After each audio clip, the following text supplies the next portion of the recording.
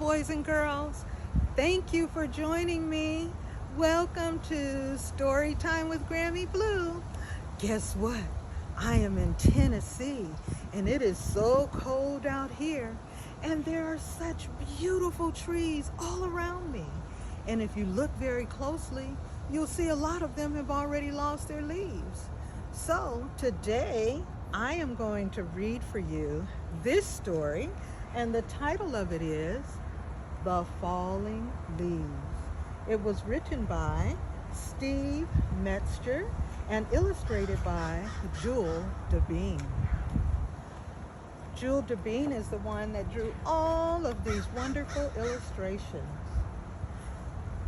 It's still autumn, not quite winter, not yet. It was autumn and the leaves were ready to fall. "I can't wait," said Red Oak. "When the wind gusts, I'm going to let go and really put on a show." "What are you going to do?" asked Orange Maple. "First, I'm going to fly up to the sky, twirl around 300 times, freeze for a moment, and then, what?" asked Purple Beach. "I'm going to dive right into that patch of grass," said Red Oak, pointing to a nearby meadow. "That will be great." "What if the wind takes you somewhere else?" asked Orange Maple. "The wind?" "Ha!" replied Red Oak.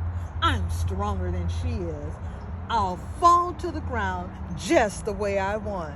You'll see."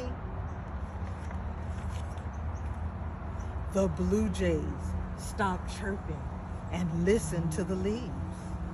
And the wind, she stopped blowing and listened too. She'd heard this talk before. In fact, she heard it every year. Purple Beach spoke up next. "I am going to wait for a gentle breeze, and then I'll let go and glide across the meadow, and I'll spin gracefully like a ballerina." He said, "I'll wait for the moment when the wind is just right. Not too rough, not too gentle.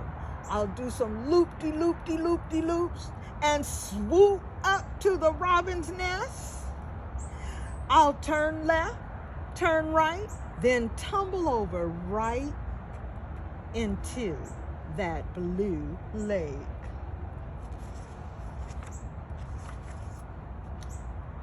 "I think the lake might be cold," said a small voice. It was Yellow Hickory. "Who is that?" asked Orange Maple. "It's me," replied Yellow Hickory. I just thought the lake might be cold on a cloudy day.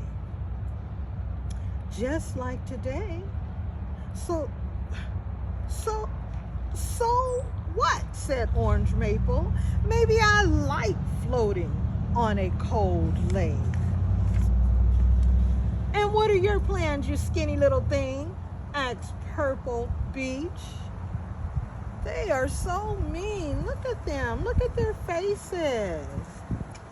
"Well, I'm going to just let go and relax," replied Yellow Hickory. "The wind has always been very nice to me." And the wind smiled. "You won't have any right at all," said Purple Beach. "Yeah," said Red Oak. "You'll fall straight to the ground. And then someone with big boots will step on you," said Orange Maple. And as Red Oak and Orange Maple and Purple Beach laughed, Yellow Hickory quietly cried to himself. Now, the wind wasn't smiling anymore. She was huffing, puffing mad. "I think it's time," said Red Oak, as he felt the wind begin to gust. The wind blew harder and harder. "Here goes," said Red Oak, jumping off. "Whee!" But instead of doing what he had planned, the wind spun Red Oak around once and dropped him straight into the mud puddle. "Hey, no fair," he shouted. "I want another turn." But each leaf got only one ride. That's the way it was. Now it was Purple Beach's turn. "My trip will be much better than that," she announced, and the wind blew softly. "Here's my gentle breeze," Purple Beach said. But just as she let go, the wind's soft breeze turned rough, and she dropped Purple Beach straight into the mud puddle next to the Red Oak. "Hey!" shouted Purple Beach. "It wasn't supposed to be like that." Now it was Orange Maple's turn. Let me show you how it's done. Like the other leaves, he let go, and the wind quickly spun Orange Maple around and dropped him straight into the same puddle. "What's going on?" he cried. "That's not right."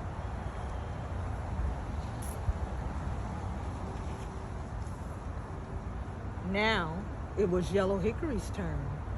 She shook with fear. "I don't want to go," she cried. "I'm afraid." "Don't worry," whispered the wind. "I'll take good care of you." Gathering all her courage, Yellow Hickory jumped, and she plunged downward, heading straight for the mud puddle.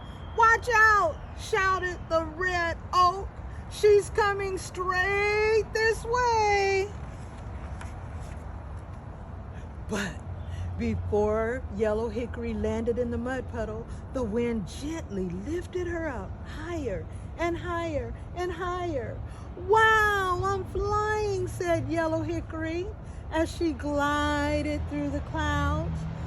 The wind took Yellow Hickory on a wonderful ride over the mountains. "Oh, this is so beautiful. The valleys, the rivers.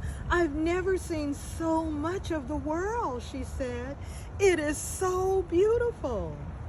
And after a long journey, the wind brought Yellow Hickory back to her forest and helped her to do loop-de-loops, twirls, glides, spins, and dives.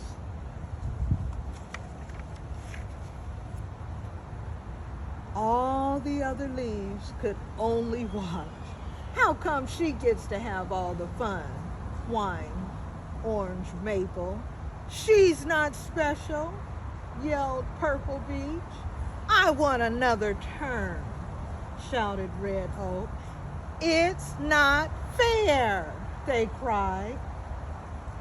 Yellow Hickory and the wind were having too much fun to care what the other leaves were saying.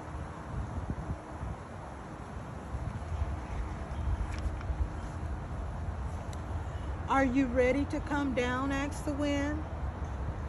"Yes," she cried. "It's getting a little cold and I'm tired." "Where would you like to land?" asked the wind. "Over there," said Yellow Hickory, pointing to the blue lake. "But I think it might be cold." And the wind smiled. "Let me take care of that," she said. Whoa, you see the wind is blowing? Ah, it's blowing! With all her might, the wind took a mighty breath and blew the clouds away. And the sun shone on the chilly lake, warming it up. "I think the lake will feel just fine now," said the wind. And the wind took Yellow Hickory and gently placed her on the blue lake. She liked the way the water tickled her back.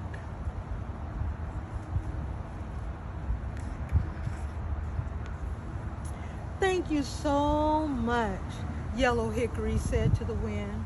"That was a wonderful ride." "You're very welcome," said the wind. "But now I must go. There are many more leaves. Thank you for joining Grammy Blue. I will